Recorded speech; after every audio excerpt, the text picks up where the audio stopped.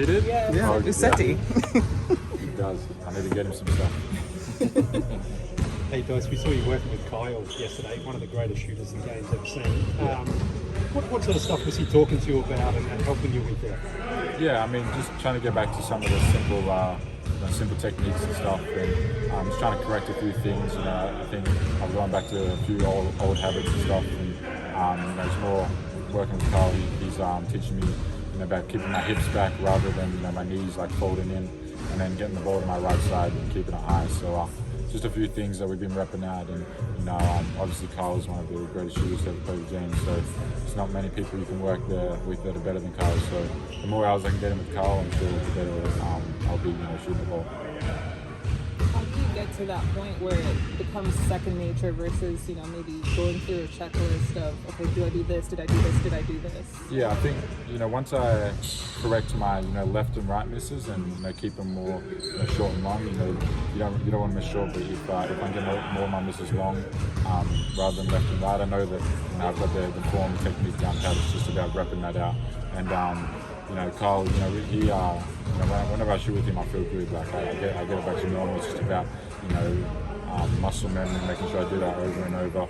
Keep doing that every day, and not revert back to old habits. So, for me, it's just it's a mental game. It's a mindset, and just making sure that in the game, shooting when I'm open, and teams are going to give me that shot. So. Being able to knock that down is going to be a big benefit to my game. So it's just about getting reps up and muscle memory, keep on doing the same thing. How often do you maybe come in the gym when you're in the season where you're not necessarily breaking things down, but just trying to get those shots up, trying to get the muscle memory? Yeah, I mean, usually every day, like whether it's an off day or something, just coming in, even if it's just shooting some free throws, just keeping the ball ticking over, keeping the body adjusting to the new technique, and for me, it's just I feel like if I take a day or two off, I can go back to my old habits. So I like to do a little something every day, whether it be come in at night, come in before practice, after practice, just getting a little in every day. So I think that way I'll be able to correct a few things. How often do you sort of go back and watch when you've made a couple of shots in a game versus maybe a game you didn't get it going? Do you sort of compare and see what you were doing with your body as far as your positioning and things like that, or?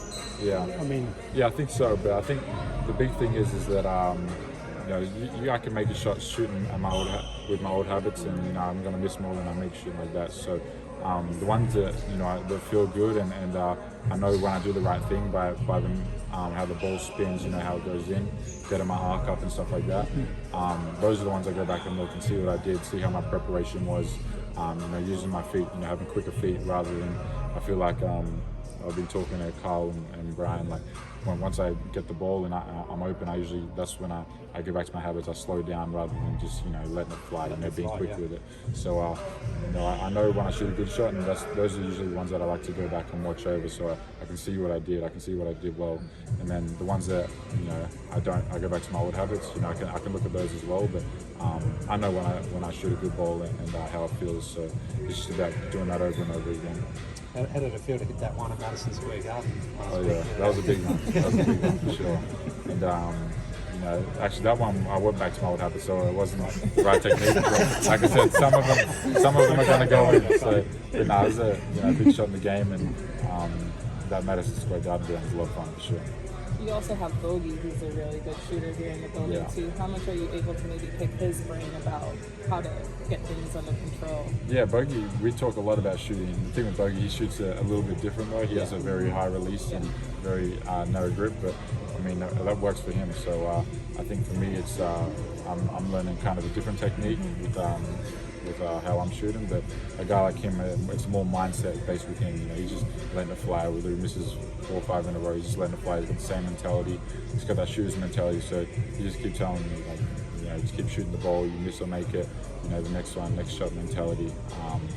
You're going to miss 100% of the shots you don't take. So just keep getting them up. And I think as a team, we want to shoot more threes anyway. So especially in that Milwaukee game, I think it was a season low in our three-point attempts. So we need to get more up. So people need to shoot them when they're open for sure.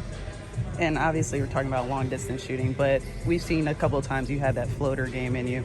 Is that something that you're still constantly working on, still trying to get better with? Yeah, floater, that's always been my game. Hasn't been great this year, but I think if I keep working on it, there's certain floaters like the leaning ones off 1 foot that probably take you out, but I think the ones where I can get to 2 feet, have my momentum going forward towards the rim, those are the good ones. And for me, I want to get to the rim, get to the foul line a little more. So it's about going through contact, but sometimes there's a lot of shot blockers in that league nowadays that floater's the shot. But we are, as a team, we want to have eyes out, get more threes up. So I think it's a little less of the floaters, more threes, and more rim attempts. So if we can implement a few more of those in the game, then we're going to put up some big numbers on the board, I'm sure.